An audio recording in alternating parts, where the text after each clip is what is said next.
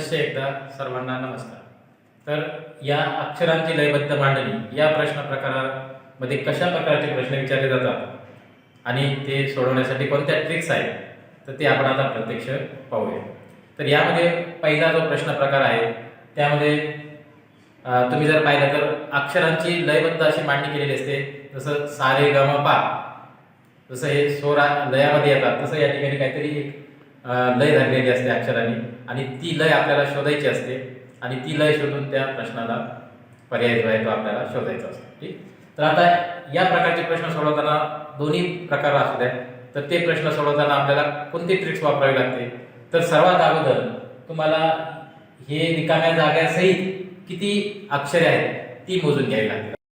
तर रिकाम्या जागेसहित अक्षर आपण आता मोजून घेऊया या उदाहरणामध्ये.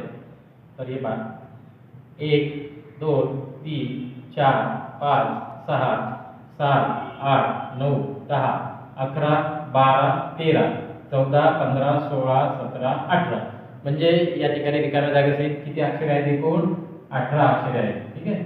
आता ती 18 अक्षरे मी बाजूला दिलेली आहेत. तर आता या 18 अक्षरांचे आपल्याला गट किती पडतात ते पाहायचे. म्हणजे 18 अक्षरांचे आपल्याला जर अवयवचं शोधण्याचा विचार केला तर 6 चे 3 गट पडू शकतात. बरोबर आहे. 6 अक्षराचे 3 गट, साहित्रिक 18 किंवा 3 अक्षराचे 6 गट. म्हणजे हे दोन्ही पॉसिबिलिटी या ठिकाणी असू शकतात. त्या दोन्ही आपल्याला तपासावे लागतील. ठीक आहे.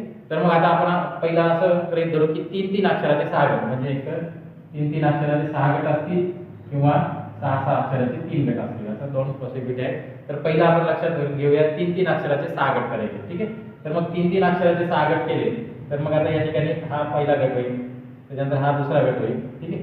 तर मग हा गट असू शकतो का नाही तर हे या ठिकाणी पाहण्यासाठी आपल्याला काय करावं लागेल तर या ठिकाणी हे जे पूर्ण अक्षर आहे हे आलेले पूर्ण अक्षर तर या ठिकाणी रिपीट झाले का ते शोधायचं आपण.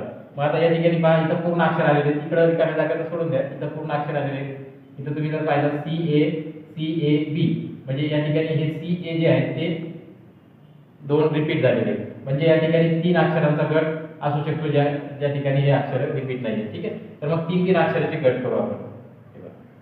3 अक्षराचे असे गट आपण करून घ्यायचे. 3 अक्षराचे 6 गट झालेले. ठीक आहे. आता तुम्ही जर पाहिलं तर हा एक जो गट आहे तो आपल्याला पूर्ण मिळालेला आहे म्हणजे याच्यात कोणतीही रिकामी जागा नाहीये. CAB मग हा गट जो पूर्ण मिळालेला आहे याचा अर्थ काय आहे की या ठिकाणी CAB आणि C ही 3 अक्षरे प्रत्येक ह्याच्यात यायला पाहिजे. ठीक आहे. तिची मांडणी कशी आहे आपण तिची लय जी आहे ती लय आपण ती सुद्धा शोधू पण प्रत्येक गटामध्ये 3 अक्षरे यायला पाहिजे ABC. आता या ठिकाणी B आणि C आहे, कोणतं नाहीये? A नाहीये तर A लिहून काढायचं.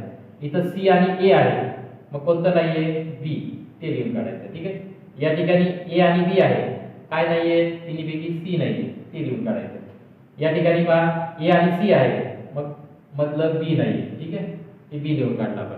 त्याच्यानंतर या ठिकाणी C आणि A आहे म्हणजे काय नाहीये? परत B नाही म्हणजे B लिहून काढले. ठीक आहे. तर अशा प्रकारे अक्षरे लिहिली आणि मग याच्यामध्ये तुम्ही जर आता लय पाहिली तर ABC नंतर BCA म्हणजे हा जो पहिला अक्षर आहे तो शेवटी टाकत गेलेला आहे म्हणजे तुम्हाला लय सुद्धा या ठिकाणी सापडलेली आहे. पहा ABC नंतर BCA म्हणजे हा BC आणि A पुढे टाकलेला आहे. नंतर इथं पहा CA घेतला आणि B जो आहे पहिला तो पुढे टाकला. अशी लय या ठिकाणी साधलेली आहे आणि म्हणून या उदाहरणामध्ये जो पर्याय बरोबर येतो तो म्हणजे पर्याय क्रमांक 1 हा या ठिकाणी बरोबर